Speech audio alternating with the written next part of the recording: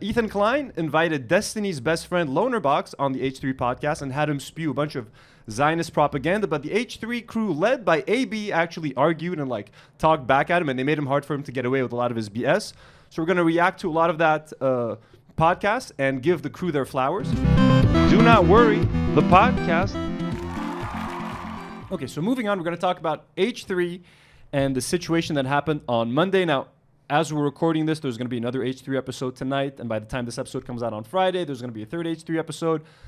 There's probably going to be some stuff that I'm going to have to add updates to if Ethan discusses Palestine and stuff again. But I really do want to talk about this, even if it's a little bit late, because I really like how the crew finally stood up to some of the Zionist propaganda that has been spread on H3. So Ethan invited Lonerbox onto the episode. And Lonerbox is a very good friend of Destiny's. And Destiny's like this piece of shit political commentator who hates Hassan. He's a Zionist. He's also a P word, P-E-D-O-P-A, like accused of a lot of disgusting shit on the internet. So no one wants to be associated with that guy. But Ethan has been using a lot of Destiny talking points and Destiny's subreddit to make arguments against Hassan, etc. It's been pretty bad. And he has a friend called Lonerbox who's this half Lebanese, half Scottish dude who also does political commentary. He's also a Zionist. He also spews a lot of the same stuff that Destiny spews. And before we get into the H3 section of this, let me just introduce you to Lonerbox really quickly. I hadn't heard of this dude except from a few weeks ago after Bad Empanada started just shitting on him and Destiny. So here is Lonerbox defending Israeli snipers killing kids, basically. He's trying to like just explain it away as like it's an accident. Here is the reaction of Israel's lawyer to seeing political commentator Mehdi Hassan bring this up in a debate. 3 American doctors went to Gaza. Dr. Fayaz Sidwa, Dr. Irfan Galaria, and a Jewish American doctor called Dr. Mark Perlmutter. All of them came back at separate times, said children were brought into hospitals we were in with gunshot to the head, sniper shots. Perfect. Exact targets. There is no tunnel that justifies shooting toddlers in the head. Israeli snipers. Does this guy not know how sniping jobs work? Like, the problem with sniping isn't like the accuracy is not because obviously you got your scope and the fucking like yeah, it's quite easy. You can accurately snipe, but targets and personnel move really, really fast when you're sniping. Like snipers make their decisions in less than a split second in combat situations. Unless he's suggesting there were just a couple of kids sitting on the hill, and a guy opposite in a building just went, got him, take him out. Maybe someone committed a war crime.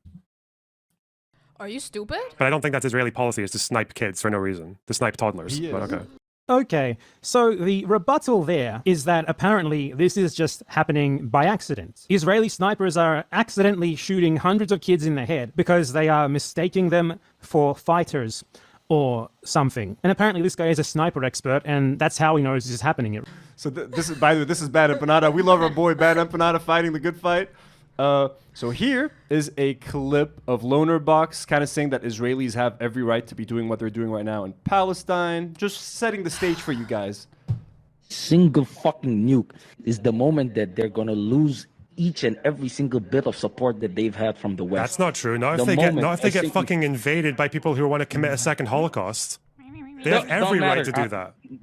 No, people would. They have every right to do that because they're fighting people who want to commit a second Holocaust. So yeah, Hamas is going to Holocaust the Jews.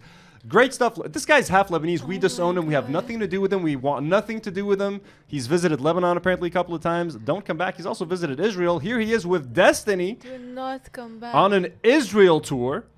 Ethan's new best friend, Lonerbox, having a laugh with Eylon Levy, Israel's first official spokesperson for the Gaza genocide. And here's Destiny on the left. Yeah, they all look like pieces of shit. What's his name? Is it Ibnene? Do we know? No idea. And here's a tweet that I shared this morning with Lonerbox. Lonerbox was talking shit about Hassan. He was saying, whilst Hassan resorts to digging up 2-year-old clips of me, this brain-dead C-word is still comparing Mandela to Hezbollah in 2024. Apparently, a decade of murdering Syrians on behalf of Assad isn't an issue, as long as you occasionally fire some pot shots at Israel in between. And I responded by saying, shut the fuck up, you dumb C-word. You're an insult to Lebanese people. So yeah, and here is... He has to go out into the nature.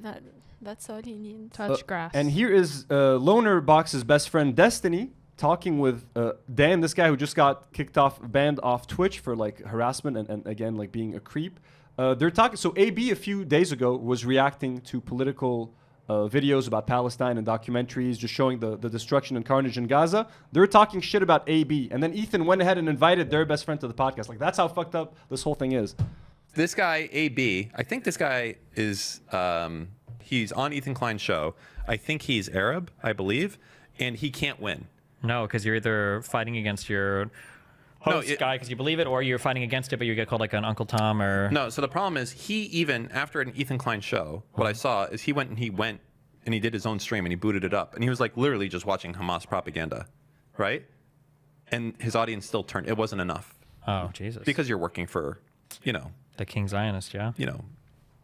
The Klein instinct. AB shared this video on his own Twitter and he said, like, LMAO. So, like, laughing my ass off. He's not taking this seriously. He doesn't give a fuck. So, anyways, Ethan Klein invited these two dudes' best friend, Lonerbox, as a proxy because he can't invite Destiny on the show because his fans would turn on him and he's a fucking creep. So, he gets as close to Destiny as he can by inviting Lonerbox onto the show and basically subjects his crew to Lonerbox's bullshit. So, we're going to watch a whole bunch of clips that we found on Reddit that we cut out from the episode. We're going to try not to go through all of them because there's a lot, but it's just very problematic. So, let's get into, there's a lot of Lonerbox stuff, but I think it's important for us to watch, so be patient with us. And I have to say, I put out a tweet out, so again, like I said, AB really like went out of his way to like sort of try to contradict Lonerbox, and I was very happy to see it. I couldn't resist. I put out a tweet. I said, proud of you, Starkiller, on Twitter. AB actually responded with a fucking heart, bro, which was really nice, so gave him a little crown there. But even more surprising, folks, I got a follow on Twitter from the man himself. There it is, AB Starkiller following me. Now, I don't know if AB has seen any of my other videos. If he scrolls down just a little bit on Twitter, he'll see all the stuff I've had to say about Ethan. So I'm gonna assume AB has not seen that stuff because Ethan would probably not be happy if AB was following me. AB, for your sake, I would say maybe unfollow me just to not get in trouble with Ethan. But I appreciate you, my man. Thank you for the follow. We love you, man. We care about you. We just don't want you to be in an unsafe, shitty environment that's going to kind of drive you crazy. But I really appreciate him just dropping that heart. And I wanted, because I've criticized AB publicly on this podcast and on Twitter, and I wanted to let him know, and Lena and Olivia, let them know, we see you, we hear you, we know you guys aren't cool with that shit. So props. And I should have mentioned Lena here too, because she also was not letting Lonerbox go. Let's watch some of that footage. But anyways, AB's the man. So what kind of qualifications does Lonerbox have to talk about politics, Lebanon, Israel, Palestine? Let's see. So when I hear you talk about like Israel, Palestine, or Ukraine, I feel like you have like a really deep understanding of things. I'm curious what your research or like academic background is on this stuff. I have no academic. So I Yeah, degree we in can tell. sociology. Mm-hmm. And Sociology? that was in about 2012, 13. And then I completely ditched it and just spent the rest of the decade doing music, like music cool. production, teaching, Music performance. production. And then That worked. I always out had a well. kind of like secondary interest in politics. Like I would read a lot, or I would just watch podcasts or listen to commentators. And then eventually, after creating, I started reading more. So most of it is just like, if I ever look like I'm really well learned in a particular issue, I'm it's not. usually when I was making video essays or streaming, it's usually just because I spent the week before reading as much as I could about it. So it's all just like one thing at a time, you know? Now look, to give this guy credit, he's probably a smart dude. Like I don't pretend to be a political commentator. I don't know shit. I'm not qualified to be doing any of this, and I'm very open with you guys. But like, yeah, I don't have a sociology degree and spend 10 years playing music, and then I don't come on the internet and pretend that I'm some kind of fucking political expert or history expert. I don't know. I find that just kind of weird. And that's the person that Ethan chooses to put all of his stock in. Like, you're gonna be my new Hassan replacement. Let's go, Lonerbox. So here's how Ethan started the topic of introducing Lonerbox and sort of talking about Palestine and stuff again. A lot of people have been saying that this is the hot new phrase from the kids, crashing out. Hassan was on a stream saying that I'm having a, quote, narcissistic crash out. I don't know what exactly that means. Oh, you know. But people say, man, you must really lost your mind. And after some self-reflection, I want to say that Water, man. I apologize for nothing. I feel grounded and centered. I feel like standing on my So principles annoyed. proudly, and I apologize for nothing. Wow. I did not expect you to say that. Nobody did. Nobody expected it. That was really shocking.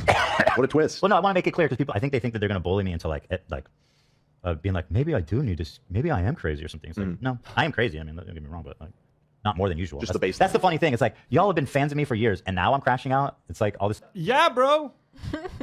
Now you're crashing Yeah, out. you Exactly. I've been a fan of you for years, knowing that you're Israeli, knowing that you're Jewish. None of us are anti-Semitic. It's when you just start saying Zionist things that people kind of change their minds, Ethan. It's not that complicated.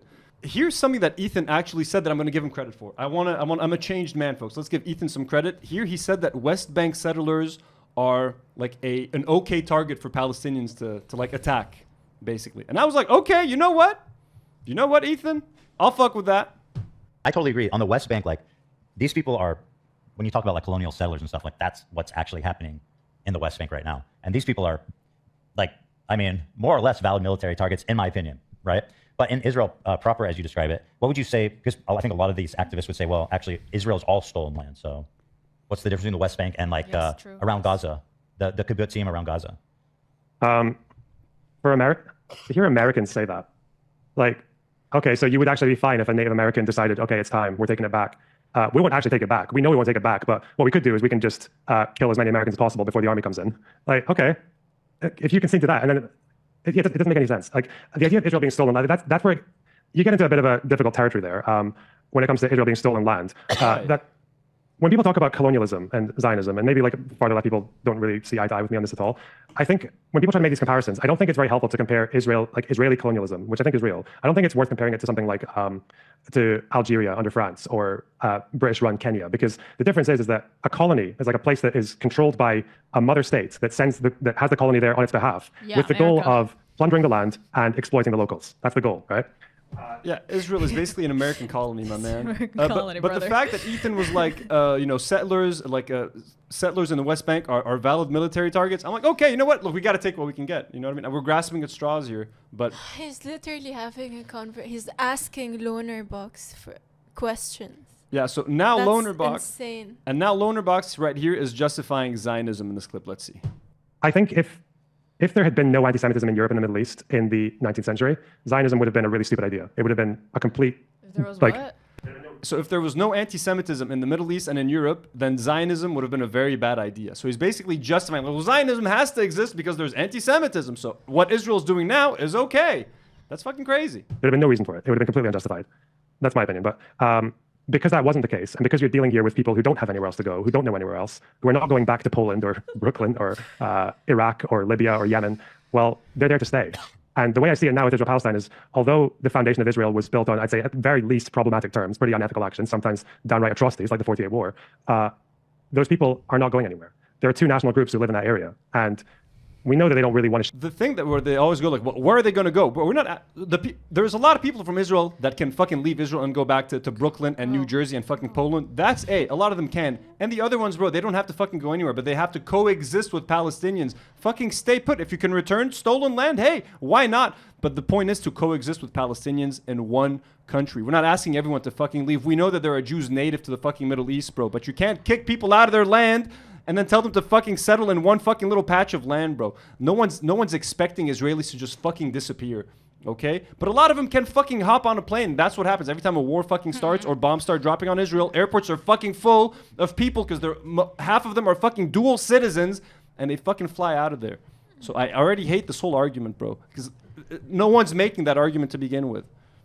The colonialism argument is stupid, and Zionism at its core is a right-wing fascist idea. And the fact that it on your wall, like Amalla, end fascism in football or get fascism out of football, you don't know what fascism is, and you're fucking stupid. Just piss me off. This guy's really pissing me off. He's really annoying. And this clip right here, Ethan kind of just shows you how scared he is of Palestinians mixing with Israelis, because he thinks that Palestinians are just going to run around murdering Israelis. Oh shit, they're let loose, they're running amok. Let everybody in Gaza and the West Bank have free reign to go into Israel and basically just, fully integrated from one day. Just lights are on, the borders are gone, full integration. Pragmatically, that seems like a total disaster. I mean, that would be like, all the governing bodies in those areas are pretty much dedicated to violence against the Israelis, and it would just, I think it'd be crazy, right? I mean, it would be fucking mad to do that. Seems to me. Well, it will be mad. So it will be mad to let the Palestinians out of Gaza because they're going to fucking run like crazy motherfuckers, stabbing people left and right. Are you Israeli? Fucking crazy, crazy, crazy. Drinking people's blood and shit.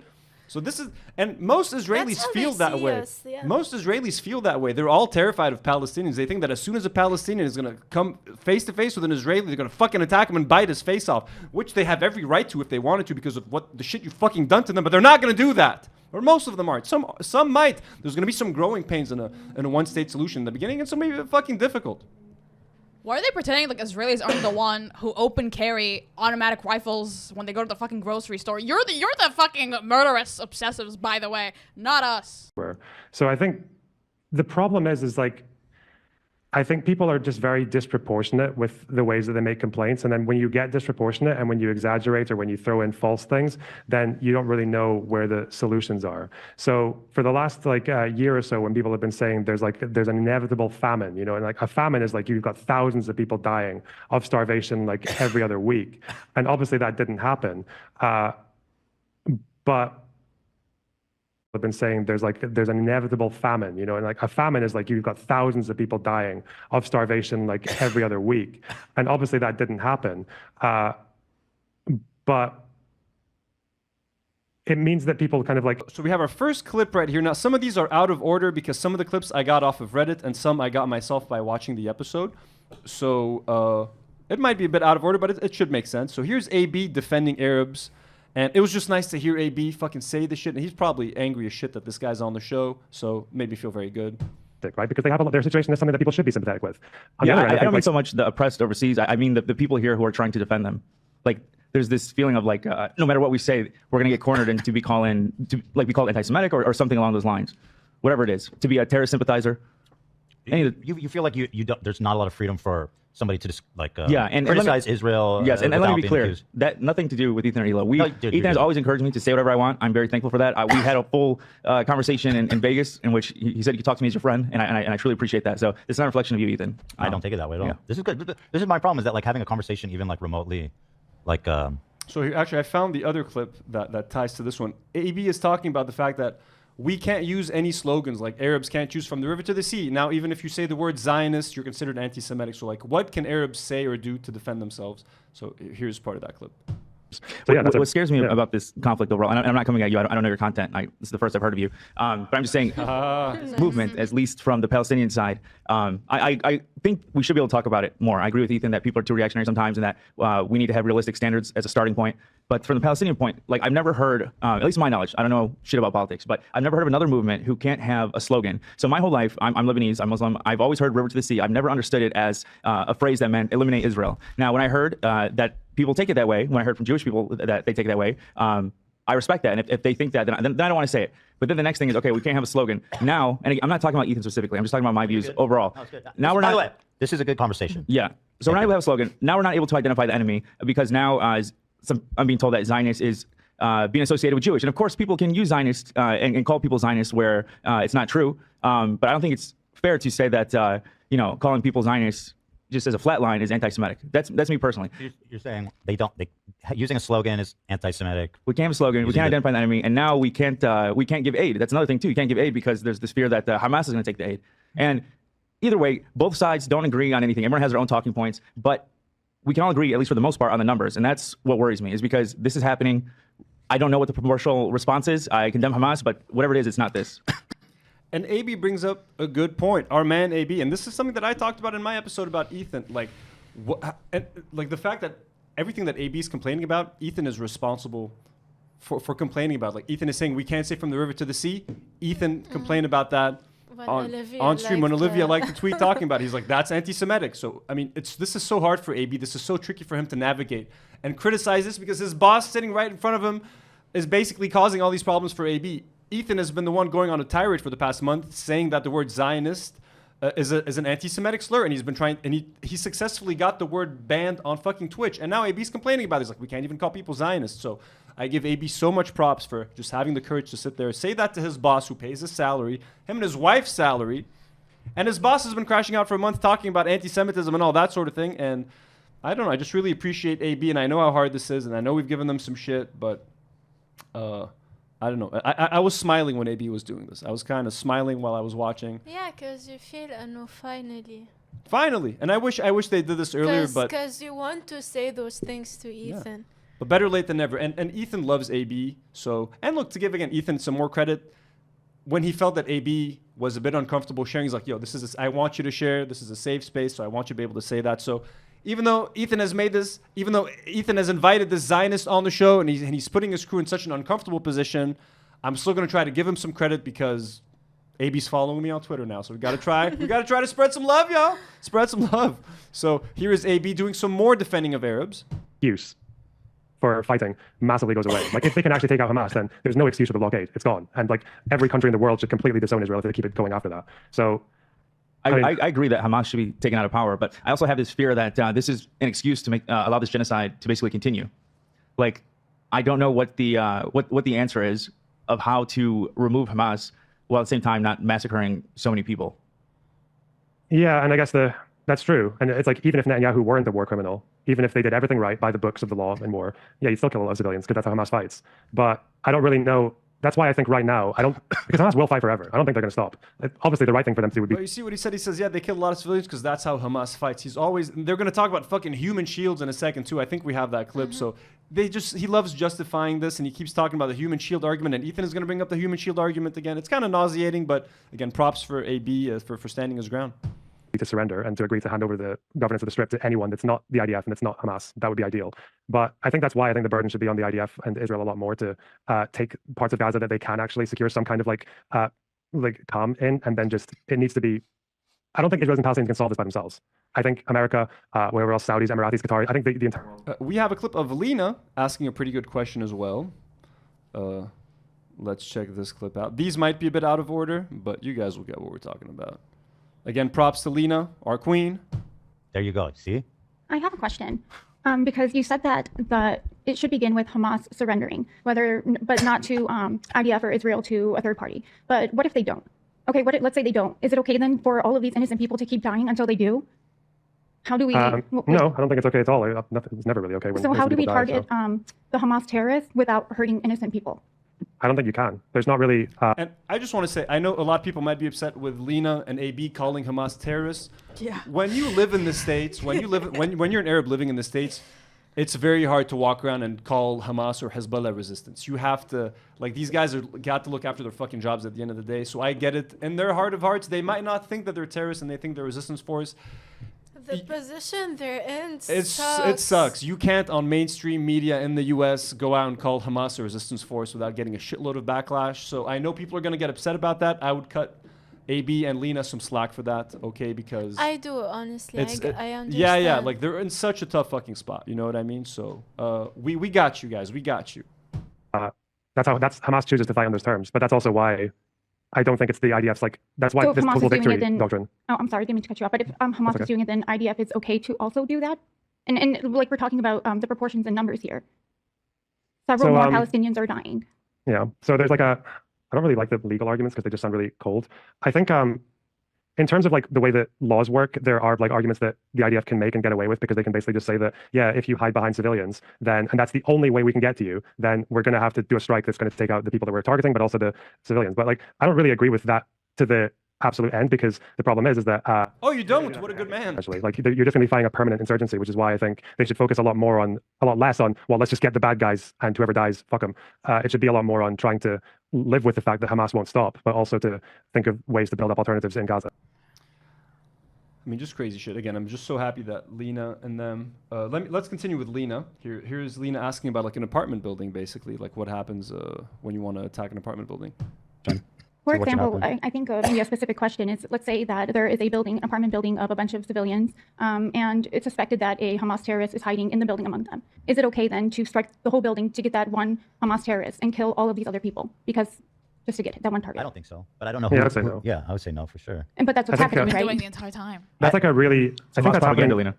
It's hard to say how often that is happening. Like, I'm sure it had. Like, there are definitely moments where I think it definitely has happened. Yeah. Oh, we saw them blowing up like the aid cars with that they thought like one terrorist was in. That was just horrible. The like kitchen. Yeah, and it turns out the person who made that decision, who I think was actually fired because he was breaking the rules. They were supposed to call the aid organizations and they didn't answer, but they were supposed to double check and check again because they knew that. And he also keeps saying that like people who make mistakes, they get fired. Or like, yeah, when the one guy, like, bro, no one gets fucking fired in the IDF for fucking killing civilians or doing anything, bro. Like, what the fuck are you talking about? They actually get praised. they knew that paid workers were using that route. It turns out the guy that actually signed off on that strike was a settler, a guy who opposed humanitarian aid going into Gaza, who actually argued very vehemently against aid trucks going into Gaza. That guy was that's a like systemic issue with the IDF, though, right? That someone like that would be in that position. Yeah, and the lack of. Ethan's making just a little bit. He's picking some small steps. He's like, that's a systemic issue in the IDF hiring people like that. Yes, it is. Yes, it is, Ethan. That's good. That's some progress. Wow, holy shit. He's looking at the wrong issues. I mean, the whole thing is wrong. And before we move on to like Ethan and stuff, here's another video of AB talking about Dearborn action. We've talked about Dearborn here before. Massive Arab Muslim population in the U.S. Racists call it Dearbornistan. Yeah, what? Sorry. I was just saying, me and my wife, we're from Dearborn. And yeah, definitely a lot of people back home would not vote for Harris. And some of them, obviously, they were going towards Trump. And I think, me personally, I would vote for Harris just because of other people, because of women's rights and stuff along those lines. But as an Arab, the way we look at it, for the most part, my understanding is that we feel like no one gives a shit. No one cares. Biden stood idly by. She's going to stand idly by. At least maybe with Trump, there might be a chance of something being done. I think they thought that their vote for Trump would protest it's like a protest of the genocide. Or not voting at all. Yeah. As a way of protesting. Unfortunately, it is very disappointing that Dearborn voted for him. Yeah. And this is like the first time in 30 years, I think, that Dearborn voted Republican. So yeah, the genocide was like a huge issue for them in this election. The thing is, like, I totally understand their perspective, right, of the protest vote, and just feeling like hopeless and just not knowing what to do. I'm just glad that AB and Lena are sharing this with Ethan, because just a few episodes ago, he was like, the Jews voted for the Democrats, but the Arabs voted for the Republicans. Why did they do that? And it's like, obviously, because they've been watching their people getting fucking massacred by the Democrats. Like, I can't believe, but again, I'm just thankful that AB just got the opportunity to calmly say this to Ethan, and Ethan loves AB and Lena, so he's probably more receptive to hear the stuff from them than a fucking angry guy like me yelling from Lebanon. So, again, very thankful for this. And it sucks that Lonerbox had to get on the show for these points to be made, but hey. So here's Ethan and the Lonerbox talking about human shields. Fun stuff. Human shields. We love that, don't we, folks? I think something a lot of activists would say, well, actually, we deny that. I mean, I've heard Hassan say this, and it's a pretty popular perspective, that Hamas does not use human shields, quote unquote, or they don't use quote unquote public buildings, and they don't fight like that. I think what they would say is it's densely populated. Like, of course, how can you avoid being near a school or a fucking whatever it is, or near civilians, you know? Yeah, I mean, people will say, it's another thing where people just play with words, right? They'll say, oh, it's guerrilla warfare. Well, okay, that doesn't make it okay. Like, just you change the words to something that sounds nicer. If you're going to get into a legal argument, people get really weird about, there are weird interpretations of what the law on human shields is, and no one really knows exactly like what it means to have an intent to co-locate your civilians with your military. But we know with Hamas that they do it for a reason, right? Like, their tunnels are underneath buildings for a reason. They're dressing as civilians for a reason. And it's in large part because they don't really... They dress as civilians? Did you guys ever think that they're dressing as civilians? Because a lot of them are fucking civilians! They don't own military clothes. A lot of them are civilians. You know what? Like, if Israel were to come and, like, into my neighborhood, you know what I mean? And, like, would start shooting and taking over homes. If I had a gun, I would grab the gun and I'd go out and I'd try to shoot him. I'd be dressed as a civilian because that's what I am. You know what I mean? It's a resistance, folks. Like, what the fuck? What the fuck is wrong with them, bro? No. It's not debatable. Not all of them do, but yeah, it's not. Their headquarters are under hospitals? Because I see people deny that too. So the headquarters, as far as I know, they moved. There's a speech from Sinwar in about 2019, 2020, where he was talking about complaints about the headquarters location and that they'd moved it. So I know that it was under Al-Shifa for a while. I don't know if I'm sure they moved it. It seems like they moved it. But yeah, Amnesty International, who are by no means pro-Israel, they actually really don't like Israel. They said that in 2014, and they spoke about how Hamas was using Al-Shifa to. Bro, they're so fucking crazy. Okay, let's say there was an actual military base under a hospital. The answer isn't to fucking bomb the hospital and kill everyone in the hospital just to get the military base. You know what the solution to the Palestine-Gaza issue is? It's not military, bro. It's all diplomatic. Like, you can't bomb you can bomb everything, bro. It's never gonna end like this. That's what they don't fucking understand. Like, instead of being like, we shouldn't bomb the hospital, instead of bombing, but what if Hamas is throwing rockets? Well, then we gotta bomb them. How about fucking trying diplomacy? How about trying to give these people their fucking rights and freedom? Then Hamas is not gonna fire fucking rockets at you from nowhere, from a building, from a fucking. They're not doing it from hospitals and schools, but if they were, they wouldn't need to. That's the only solution. Stop fucking dancing around it. And, well, if you bomb them here, you can minimize civilian casualties. But if you bomb them like this, then there's... Stop it with the fucking bombing. None of it works. Fucking diplomacy, motherfuckers. That's the solution. Don't bomb the school if there's something underneath there. Don't bomb it. Find an alternate, bro. They're just so it's crazy that we have to fucking say it like that. To torture people that they suspected of collaboration. So, and even when the IDF raided Al Shifa, it took them like a couple of weeks to quote unquote secure the hospital. I doubt they were spending 2 weeks just like fighting through patients. You know, like there's obviously Hamas presence. It's fucking military. It's fucking crazy. It's fucking infested with soldiers. They were fucking the Call of Duty in Al Shifa's basements. The human shields argument never made sense, especially like if we're 14 months into the genocide, you really think Hamas would still be using human shields? It hasn't worked for the first 14 months because Israel doesn't care that there are human shields because they'll kill the human shield. So why would they keep using human shield? Doesn't make sense. No logic at all behind it. You hate Arabs and you want us all to die. That's what it is. Fakol khara. Bro, same thing happened when Iran attacked Israel. The Mossad headquarters was in the middle of Tel Aviv, and they were like, oh my God, they're attacking Tel Aviv. Like, the Mossad is in between all of these civilians. It's as if Israel's using human shields. Like, bro, every crowded city where there's like anything, there's going to be people around. You know what I mean? Like, the human shields argument doesn't fucking work. Also, Gaza is very small. It's like 25 kilometers by 7 kilometers. Like, yeah, they're going to build tunnels. Fucking idiot. And we have a clip of Olivia. Olivia tried to get in on it too. Now, her question, she got a little bit confused while asking the question, but I mean, Olivia, we know what you tried to say, and we love you nonetheless. Please, yeah. So, obviously, violent resistance is like not the optimal option, but when people are not being given aid and they're being killed, how do you propose peaceful resistance when they don't have resources to do anything at all right now? I'm guessing you're talking pre-October 7th, is that right? No, I'm talking post-October 7th. Oh, Like, what do people propose is done right now? Because it's been a year. Like, how can resistance be shown? Or, like, what else can people do to get this? Because you were saying, like, people talk about it a lot. Like, the play is talked about enough. But, like, when is it not talked about enough to when, like, all of these people are still dying? Like, when is enough? I don't think people should stop talking about it. I guess it's just, when you're saying what kind of peaceful resistance, are you talking about people in the West, or are you talking about people in West Bank or Gaza? I'm not sure the question was. She's saying that... what other option? It's going to happen, basically, if I'm understanding you correctly. Yeah. Like, how do we move forward? It shouldn't. It shouldn't happen. We don't condone it, but... And especially if you want to send aid there and people are scared that the aid will go to Hamas, which is... I understand, obviously, like, there is a threat there. But if you fear that it'll be going to the terrorists, what do you do to supply aid to the innocent civilians who have been dying and are dying?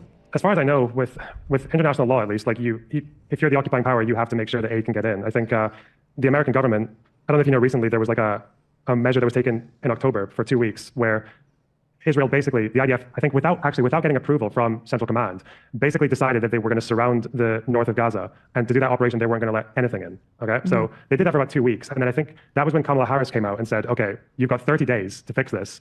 Yeah, he's going to go ahead and pretend that 30-day thing actually did something. No one did anything after that 30 days. They literally talked about it like, yeah, you have 30 days to let aid in. No aid has been going in. There's fucking famine. Finally, the final clip from this episode. Sorry that this is taking a bit of time. Ethan doubles down on the Yoav Galant clip. The Yoav Galant clip that I clipped, folks, the legendary Yoav Galant clip that got Ela off the podcast. Again, AB, you better unfollow me on Twitter, man. This is not going to be good for you.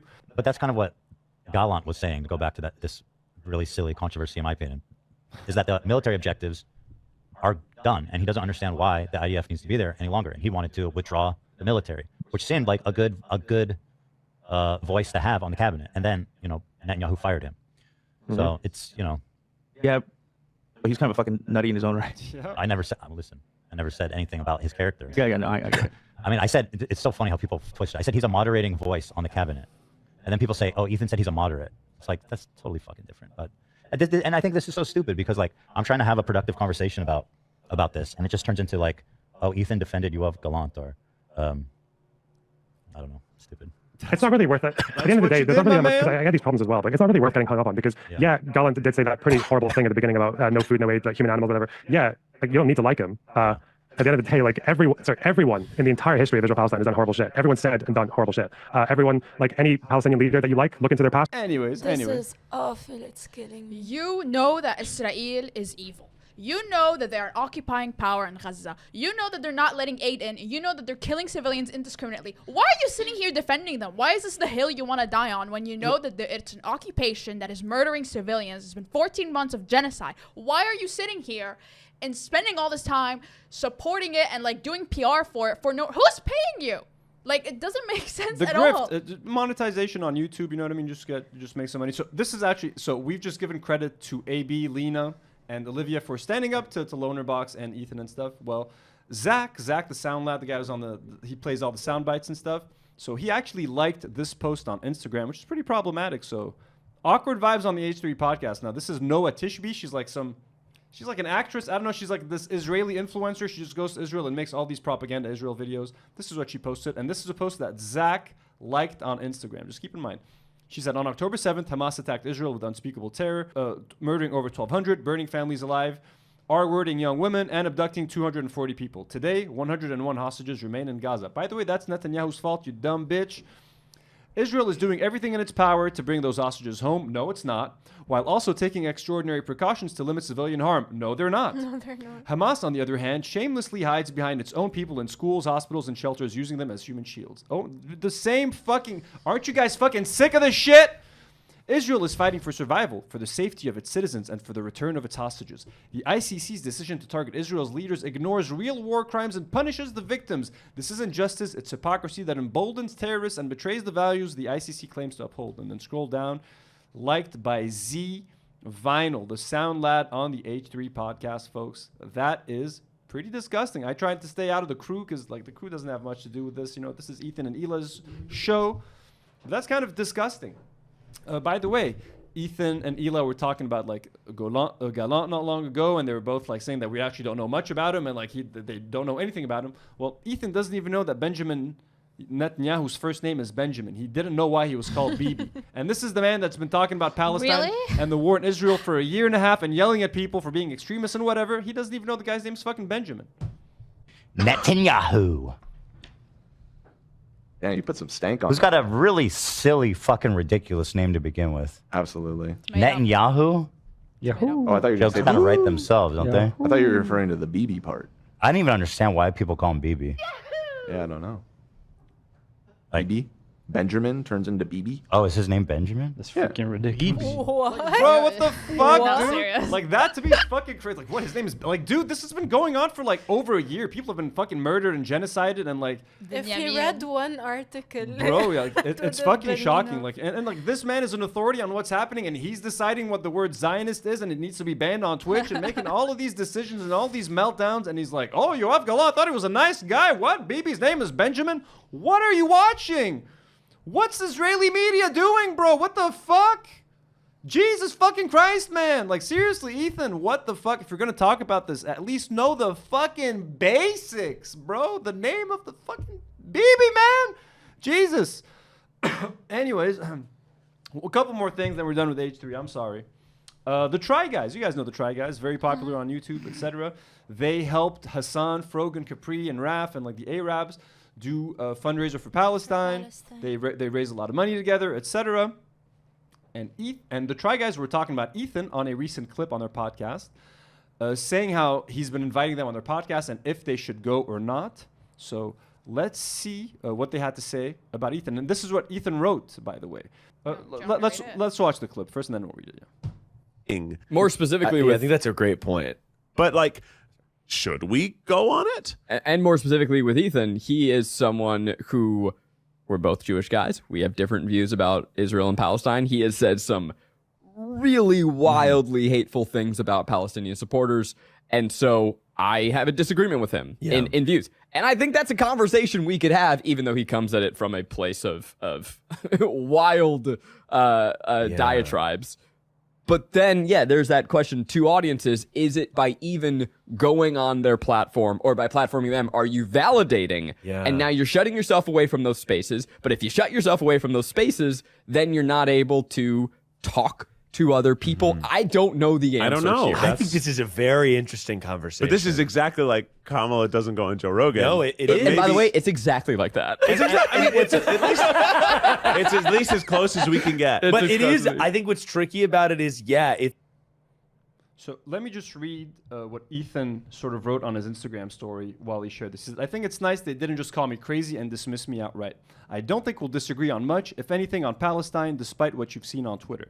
3, I agree we should be able to talk. It seems like we have a lot to discuss. I'm definitely interested in demystifying whatever concept you have of me being a right-wing Palestinian hater. My gripe with the activists is their nonstop propaganda campaign to ruin anyone that doesn't pass their purity tests, despite agreeing on 95% of things. I don't buy it. I know. And then he talked about this again on his podcast, and he mentioned Frogan again. And he's like, Frogan's horrible, and like she's an objectively horrible person. And then AB had to be like, Ethan, like Frogan and them like worked together on the Palestinian fundraiser. He was like, well, then they should come over here and hear how horrible she is. It's like, Ethan, no one's going to come on your show if you're going to berate them about their friends and like tell them how horrible. Like everyone has agreed that Frogan is not a horrible person. She's not an anti-Semite. Stop trying to make that a point because no one's going to come on your show, bro. The Try Guys are not going to want to come talk shit about someone they helped raise money for Palestine with. They're just not going to do that. So change your approach because this ain't fucking working, my man. I just want to talk about that. Quickly, actually, Denims, who was on the hummus panel that got banned, Omar, a fan of the show, a viewer of the show, Omar sent her the clip of me insulting Ethan after he got Hassan Nasralla's name wrong. So let's just watch that real quick. Hassan Nasrallah. He doesn't deserve me saying his name fully. He doesn't have. Hassan Nasrallah فشل على رقبتك يا اخو شموتك انت ومرتك صهيونيه يا the leader of a fucking resistance force that fucking fought you guys single-handedly, you motherfucking genocidal fucks. Look at her face. They're not used to people like us, folks. They're not used to us Arabs. The way I don't know if Denims is Arab, where she's from. If she was on the Arabs panel, I think she might be Middle Eastern or something. The Do Not Worry podcast, really cool people. They mentioned me. Was on the hummus panel that got banned. Someone Omar, a fan of the show, a viewer of the show. Omar, dude, I love their little background. It's so cool. I've always loved. I know this is stupid, but I've always loved people hanging up rugs. I think it's a cool thing. The really fun, like personalized rugs, putting it on the wall, like the extra texture. I like it. I know that's not where rugs belong, but I like it. Her the clip of me insulting Ethan after he got Hassan Nasralla's name wrong. So let's just watch that real quick. Chris, stop thinking of the prime. Hassan Nasrallah. He doesn't deserve me saying his name fully. He doesn't have. Hassan Nasrallah فشل على رقبتك يا اخو شموتك انت ومرتك صهيونيه يا the leader of a fucking resistance force that fucking fought you guys single-handedly, you motherfucking genocidal fucks.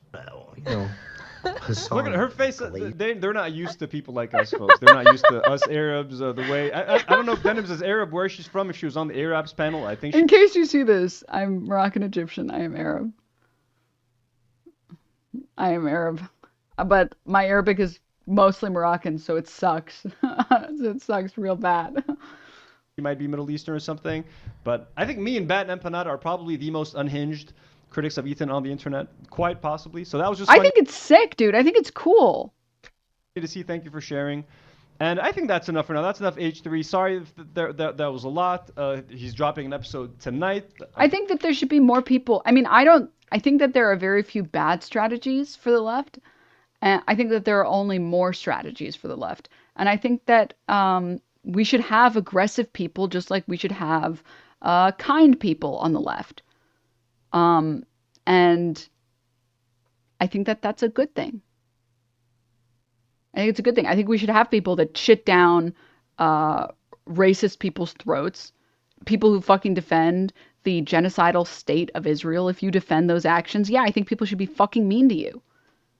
And I also think that the left could use softer voices that are there to maybe be less hostile and be more kind. I think that it's good to have different methods. And I think that we can only benefit from having more methods. That was good. But I think me and Bat and Empanada are probably the most unhinged critics of Ethan on the internet, quite possibly. So that was just funny to see. Thank you for sharing. And I think that's enough for now. That's enough H3. Sorry if that was a lot. He's dropping an episode tonight. I'm probably not going to have time to see any of that. And there's going to be another one on Friday. But we'll try to cover Frogan on Bath Hasbara next week and stuff like that. What do you guys think? Are you happy that Ethan, that AB finally spoke out? Him and Lena, I felt very happy. At least I hope this was cathartic for them. And I hope Ethan just stops bringing on these fucking weird-ass freaks onto the show. And stop putting your employees in such a weird and uncomfortable position. Do Not Worry, the podcast